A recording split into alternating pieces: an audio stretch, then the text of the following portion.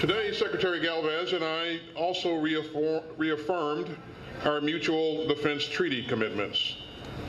And we'd note that the mutual defense treaty applies to armed attacks on either of our armed forces, public vessels, or aircraft anywhere in the South China Sea or the West Philippine Sea. We discussed concrete actions to address destabilizing activities in the waters surrounding the Philippines, including the West Philippine Sea.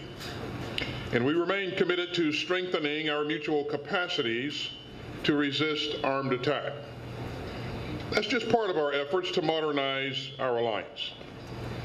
And these efforts are especially important as the People's Republic of China continues to advance its illegitimate claims in the West Philippine Sea.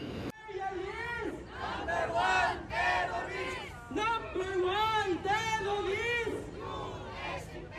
Or the agenda of Secretary Austin for additional U.S. facilities and troops in the Philippines runs counter to the cause of peace. It will further heighten, escalate the military tensions in the region and will drag the Philippines into possibly a shooting war.